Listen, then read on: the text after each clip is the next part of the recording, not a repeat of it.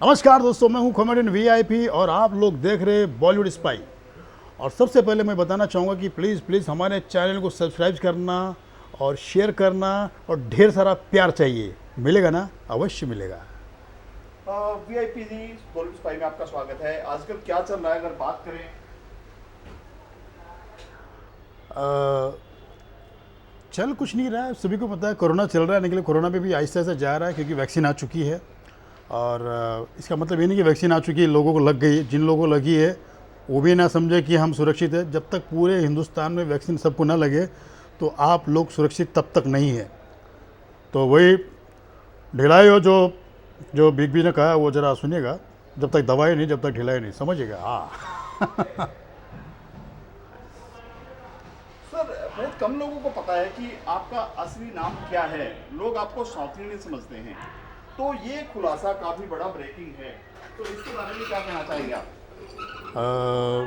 बिल्कुल।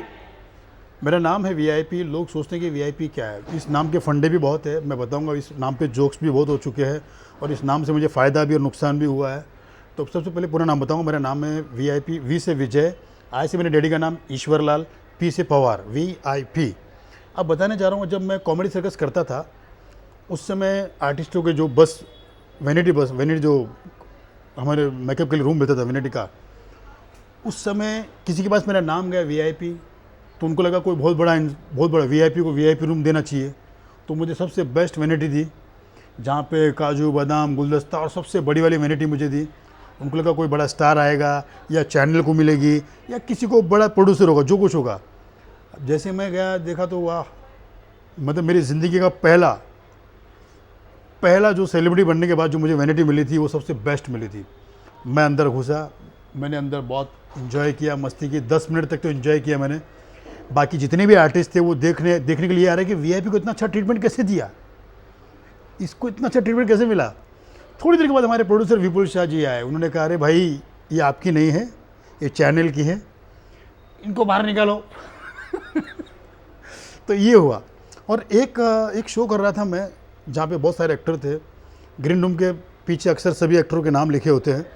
मेरा भी ग्रीन रूम पे नाम लिखा हुआ था वीआईपी। और सभी ग्रीन रूम के बाहर पुलिस वाले खड़े होते हैं, गार्ड खड़े होते हैं। तो मुझे मेरे ग्रीन रूम में जाने नहीं दिया। बोला भाई आप नहीं जा सकते हो, राजस्थान की बात, भाई आप नहीं जा सको, आप यो वीआईपी रूम है, वीआईपी रूम। बोला भाई मैं वीआईपी हूँ। मुझे ऊपर से नीचे देख रहा है, बोले कौन सा वीआईपी भाई, कैसो वीआईपी भाई। तो इस नाम का फ़ायदा नुकसान दोनों ही है। फिर बाद में ऑर्गेनाइजर आया, उसने बोला भाई यही वीआईपी है। तब जाके उन्होंने मुझे अंदर छोड़ा। क्योंकि गार्ड जो होते हैं, हमारे पुलिस वाले जो होते हैं गार्ड, जो वो मेरे ख्याल से बहुत सही ड्यूटी कर रहे थे। जिन्होंने मुझे घुसने नहीं दिया, उनको लगा वाकई में कोई वीआईपी रूम होगा। तो सैल्यूट है उन सभी को। फिर आ गई साउथ वाली बात। यस। आपको लोग मल्लू समझते हैं, साउथ का हीरो समझते हैं, लेकिन ये क्या है मिस्ट्री? ये हाँ बिल्कुल। मेरे बिछड़ा हुआ तो नहीं, कुछ ऐसा कहानी तो नहीं है राम लखन वाली है कुछ ऐसी? नहीं, रही बात साउथ की, आई लव साउथ। मैं अगर मुझे लोग साउथ का समझते हैं, मुझे खुशी होती है क्योंकि मुझे साउथ इंडियन फिल्में बहुत पसंद है। और मैं जहाँ रहता था, मेरा जन्म जहाँ पे हुआ धारावी, वहाँ पे साउथ इंडियन बहुत है। थोड़ी बहुत साउथ इंडियन बोल लेता हूँ मैं। मतलब खाना खाया, नाम वाम पूछे था, इन पेरना, सापड़ा, इंग पोर, ये सब मैं थोड़ी बहुत तमिल जान लेता हूँ। और रही बात मेरी आंखें, कई लोग मुझे बोलते हैं कि यू आर साउथ इंडियन है को। आँखों से लोग मुझे साउथ इंडियन समझते हैं, बट मैं राजस्थान का हूँ और मुंबई में जन्मा हूँ। मुंबई मेरी कर्म भूमि, जन्मभूमि मुंबई है। और अच्छा लगता है जब कोई मुझे साउथ इंडियन बोलता है, मैं बहुत खुश होता हूँ रियल में, क्योंकि मेरा फेवरेट है। और इडली डोसा सांभर चटनी, अयोड़ा वाह। रियल नेम क्या है आपका? रियल नेम है, अभी भी मैंने बताया कि मेरा रियल नेम है विजय ईश्वर लाल पवार। पवार में भी दो कहानी है। अच्छा, पवार में भी देखो दो कहानी है। पवार लोग समझते हैं कि महाराष्ट्रन है, लेकिन राजस्थान में भी पवार होते हैं। लेकिन मैं इस पवार का बड़ा फ़ायदा उठा रहा हूँ यहाँ पर। फ़ायदा मीन से लोग बड़ा प्यार से हो जाए, आपला मणो से, तो बहुत सारे काम हो जाते हैं। और ये मुझे ऐसा लगता है कि ये सरनेम वरनेम तो कोई मायने रखता नहीं है। हम दिल से हिंदुस्तानी हैं, इंडियन है। हम सबका सरनेम होना चाहिए, जैसे विजय ईश्वरलाल इंडियन। अगर बात करें वीआईपी, आप बहुत जमीन से जुड़े हुए इंसान हैं। अरे। आपने धारावी से यहाँ तक की अगर एक लाइन में बात करें, हम्म। कैसे पहुंचे यहाँ तक, इतना बड़ा प्लेटफॉर्म? आसान नहीं था मुझे यहाँ पर आने का, मतलब आप सोचिए, एक चौल से निकलकर, और उतनी पढ़ाई भी नहीं मेरी।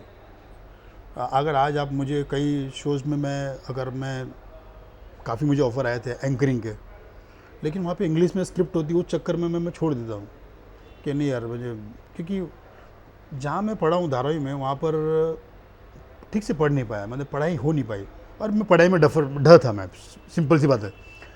तो मैं ज़्यादा, मेरा फोकस था एक्टिंग पे, कॉमेडी पे, इसमें था। और यहाँ तक आने के लिए, मतलब पहले मैं शोज़ करता था 100, 50, 150 ये, तो मैं सोचता था कि ऑर्केस्ट्रा में काम करना। मुझे ऑर्केस्ट्रा में काम करने के लिए मैंने कैटरिंग ज्वाइन की, वेटर बना मैं, क्योंकि कैटरर्स में जो बड़े बड़े ऑर्केस्ट्राज होते थे, बड़े बड़े शोज़, बड़े बड़े फिल्म स्टार आते थे, तो मैं चाहता था कि मैं कैसे घुसूँ, किस तरह लोगों से मिलूँ। मैं कॉन्टेक्स्ट बनाना बहुत ज़रूरी है आज की तारीख में। तो एक ये मेरे कुछ दोस्त थे जो कैटरिंग जाते थे, उन्होंने मुझे बोला वीआईपी, सॉरी वीआईपी तो अभी बोलते हैं, अब विजय यार कल फलाना एक्टर आया था। फलाना, बोला कहाँ पर आया था? बोला हम लोग कैटरिंग में। तो बोला मुझे भी ले चलो कैटरिंग में। मैंने कैटरिंग ज्वाइन किया, वेटर बना, लोगों को पानी दिया, खाना सब कुछ किया मैंने। और मेरा मेन फंडा था कि मैं जो ऑर्गेनाइजर होता था उसे जाके चाय, कॉफ़ी, ठंडा, जूस, उस बार मस्का पाव, मतलब मस्का, कि जैसे मुझे मौका मिलता था मैं उसको बोलता था भाई जरा मैं भी कॉमेडियन हूँ, जरा टैलेंट देख लो मेरा। तो टाइम मिलते मैं अपना टैलेंट दिखा देता था, और इन्जॉय करते थे लोग, हंसते थे। पर बुलाया किसी ने नहीं सब टाइम पास करते थे। लेकिन भले ना बुलाया, लेकिन मेरे लिए एक ऑडियंस होती थी, मुझे सुनने वाले लोग होते थे। तो जहाँ जहाँ मैं गया हूँ लोगों ने मुझे सुना है, तो मुझे खुशी हुई कि हाँ ये बंदा मुझे सुन रहा है, ये मुझे प्यार कर रहा है। जहाँ लाफ्टर मिलता है तो एक आर्टिस्ट को पता चलता है कि ये मेरी चीज़ अच्छी थी। उसके बाद फिर मैं छोटे मोटे ऑर्केस्ट्रा पे शुरुआत की मैंने। फिर शूट करते करते एक शो में मुझे मिले हमारे भरत कुकरेती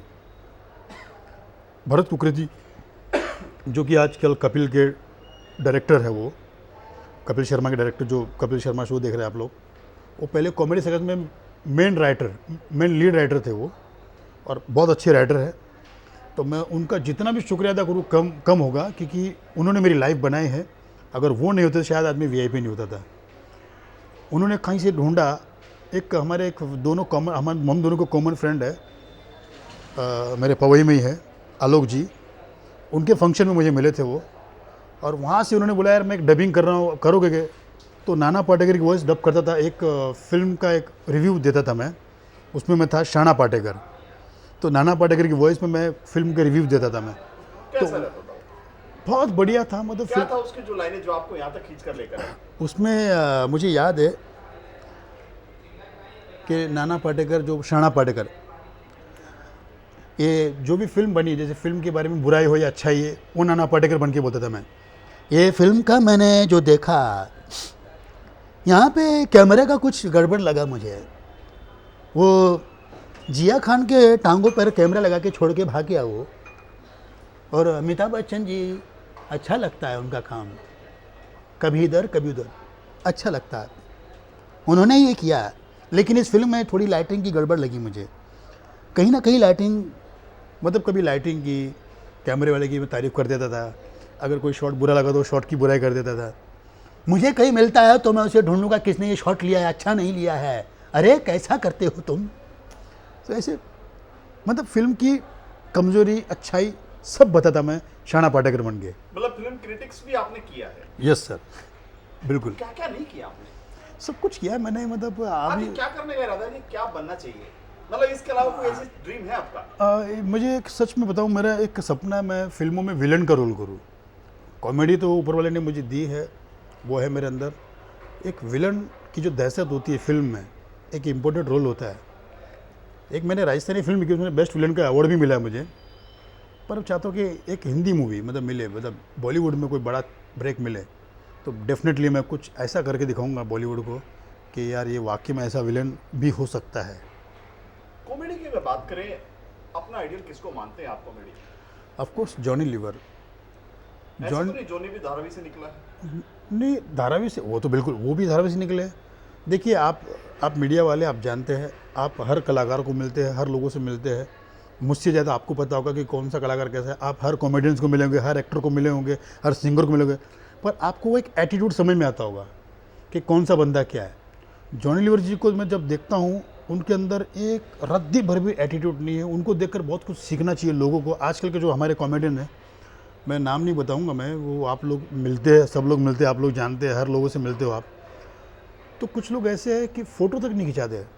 सेलिब्रिटी बन गए हो आप, कोई ऑडियंस आती है फ़ोटो खिंचाने के लिए, उनका हाथ झटका देते हो। कुछ ऐसे लोग हैं जो फ़ोटो खिंचाने के लिए रुकाते हो, अरे टाइम है, भले बैठे हो आप आराम से। देखिए, मैं बताना चाहूँगा ऐसे लोगों को, ये जो लोग हैं, जो हमारे फ़ैन हैं, जब तक ये नहीं है ना, जब तक ये है हमारी ज़िंदगी में, हम हैं, जिस दिन ये हट गए ना, उस दिन आप भी हट, आप कुछ नहीं हो।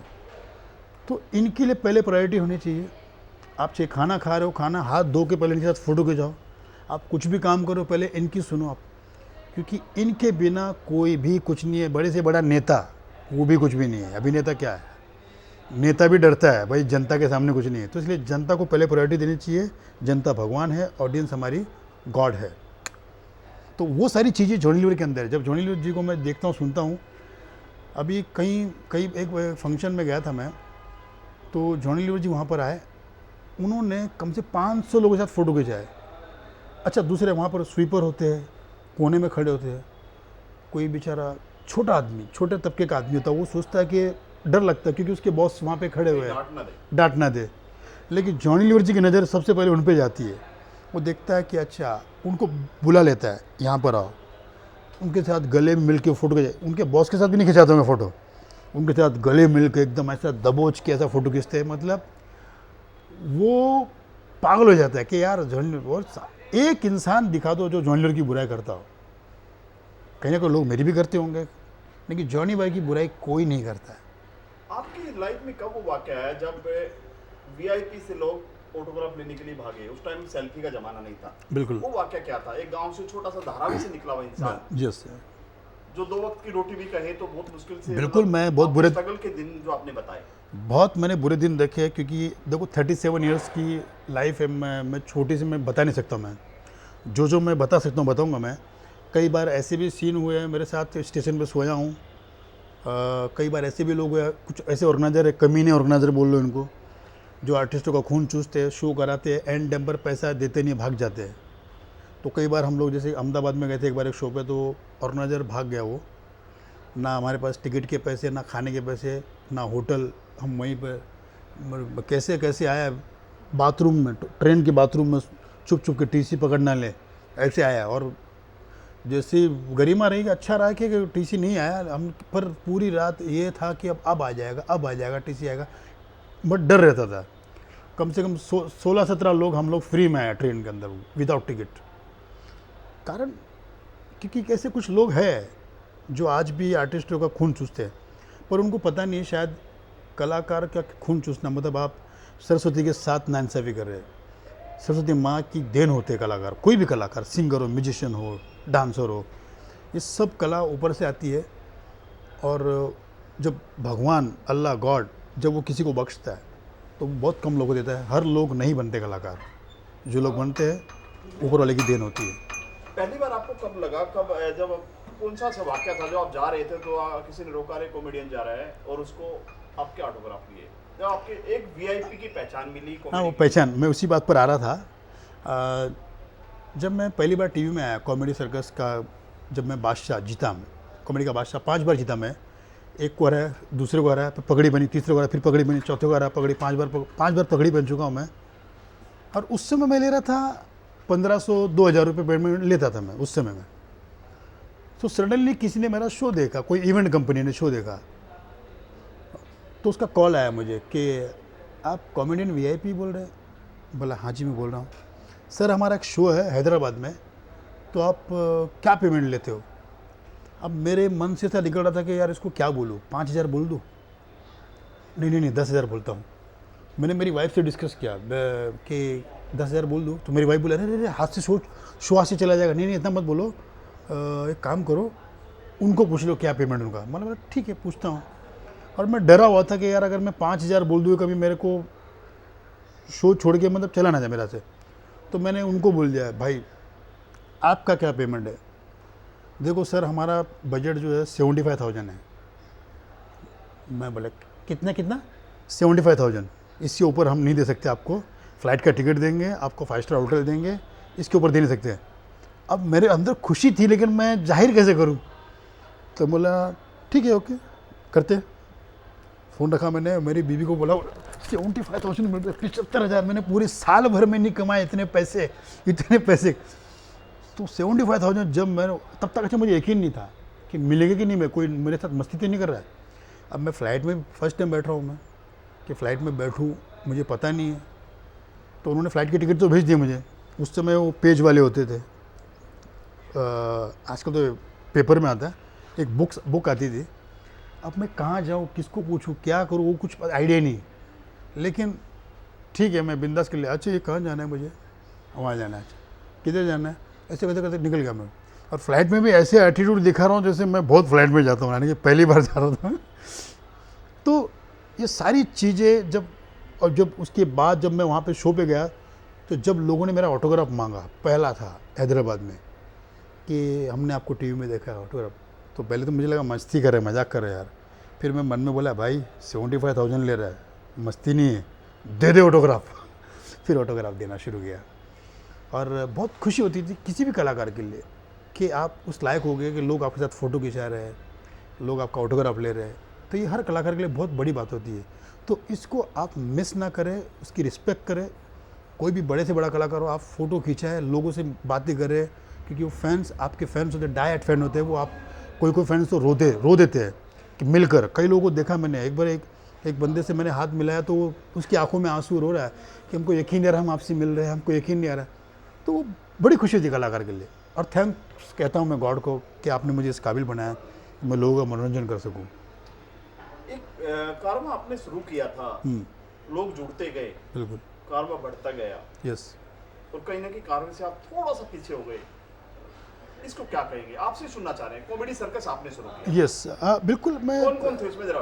उसमें बिल्कुल, उसमें कपिल बाद में आए थे। पहले सुरेश लेरी कृष्णा इनकी जोड़ी थी, मेरी स्वप्निल जोड़ी की जोड़ी थी, रहमान खान थे, सुनील सावरा था, काफ़ी लोग थे, अली असगर था, काफ़ी लोगों की जोड़ी थी। और बहुत एक अगर आप ऑब्जर्व करेंगे कॉमेडी सर्कस में, जब ये जो डिस्ट होती थी, ये जो इसमें सब मिक्सर होता था, हर प्रांत के लोग होते थे। अरे क्या मज़ा आता था, पंजाब का, गुजरात का, यूपी का, राजस्थान का, महाराष्ट्र का, लोगों को इंतज़ार होता था, बड़ा मज़ा आता था। तो रही बात, जैसे कि मैंने आपको बताई कि मेरी अंग्रेजी थोड़ी कमज़ोर है। जब मेरे पास स्क्रिप्ट आती थी तो मैं उसको पहले हिंदी में लिखता था ताकि मुझे याद हो, और हिंदी में लिखने के बाद फिर मैं याद करता था, समय बहुत हो जाता था। तो शायद यही कारण है, मुझे लगता है मेरा यही कारण है कि मैं थोड़ा सा अंदर डर गया, पीछे हट गया मैं, कि यार मैं जाऊं। कई शोज़ मैंने छोड़े एंकरिंग के, क्योंकि प्राउंटर मुझे पढ़ना नहीं आता है, इंग्लिश में होते हैं प्राउंड, स्पेशल मेरे लिए हिंदी कौन करेगा। वो तो बहुत सारी चीज़ें, आहिस्ता आहिस्ता मैं डर के मारे काम छोड़ दे गया। बोला अरे आपको एक करना है, अरे नहीं मेरे से नहीं होगा।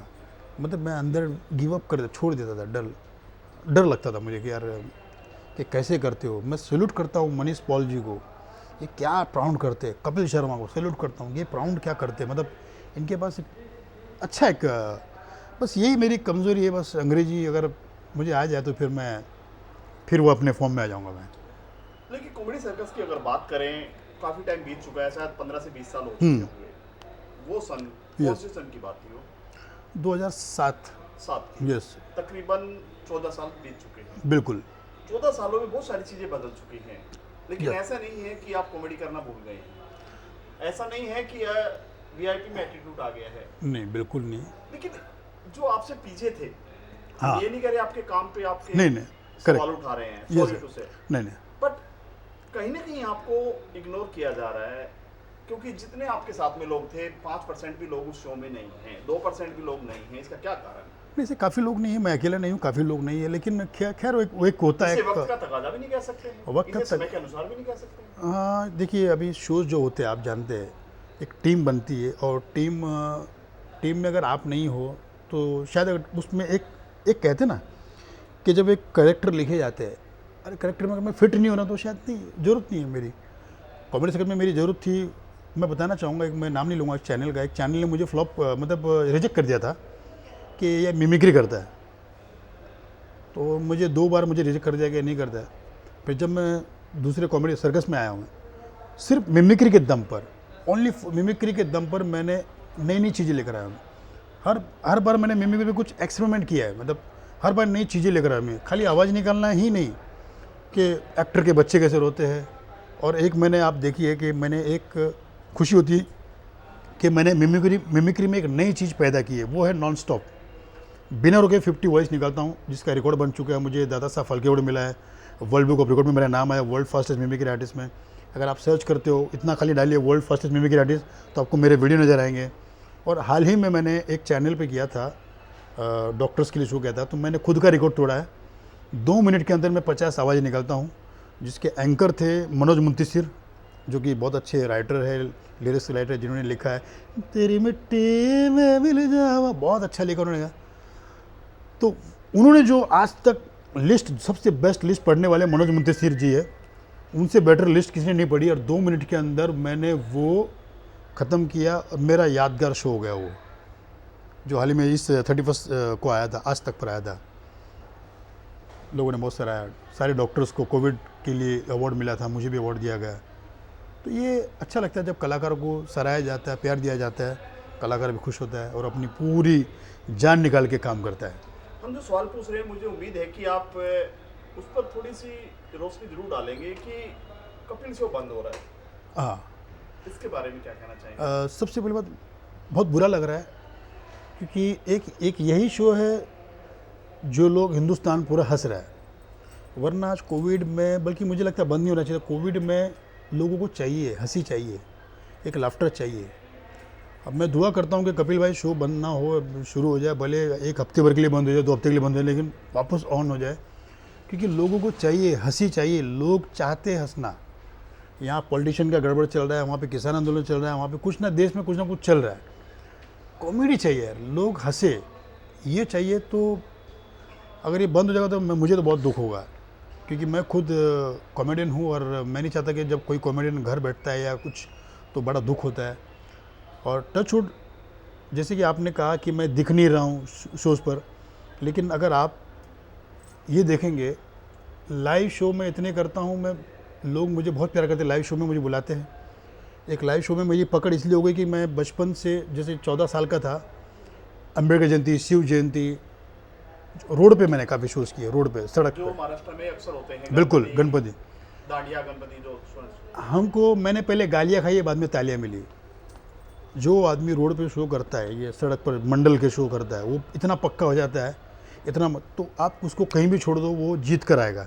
तो आप मुझे कोई भी क्राउड, कोई भी पब्लिक में छोड़ दो, आप, मैं कैसी भी ऑडियंस हो, तड़ी पाड़ भी हो, मैं वहाँ पे अपना झंडा गाड़ के आऊँगा, मैं लोगों को हंसा के आऊँगा, मैं मतलब अपना खून पसीना एक कर दूँगा, पर ये नाम रख के आऊँगा कि नहीं यार, आपने काम अच्छा करके दिया।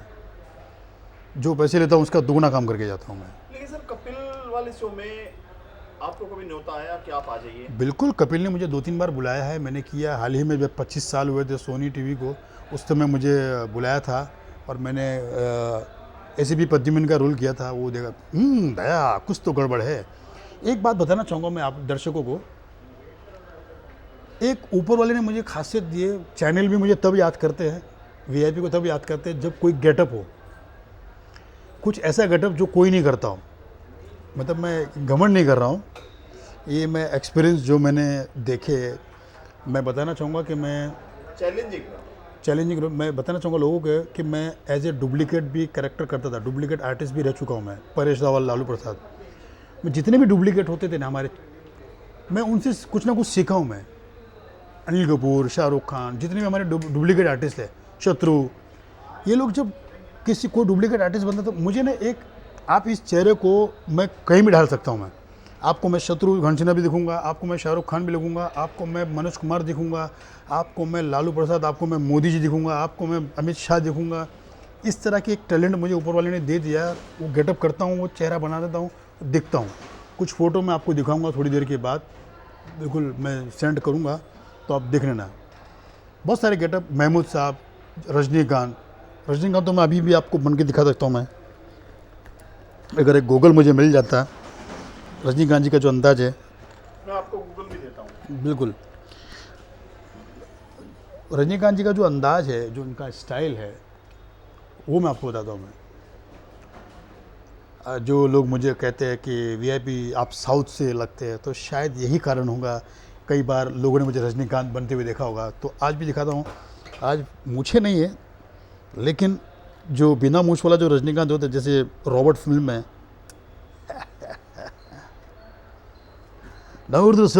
मारे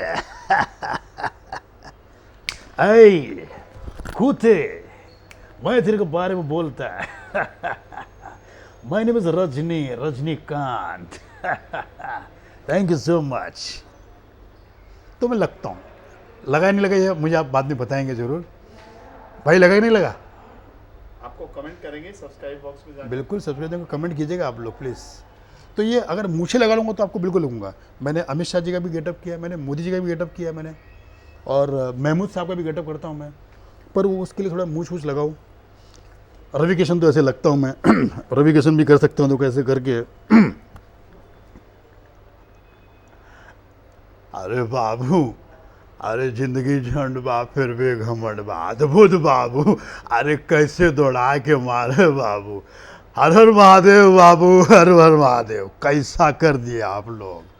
हमार जो आँख है बिल्कुल रवि किशन जैसा है। लोग हमारे पास आते हैं, रवि किशन आ गया भैया।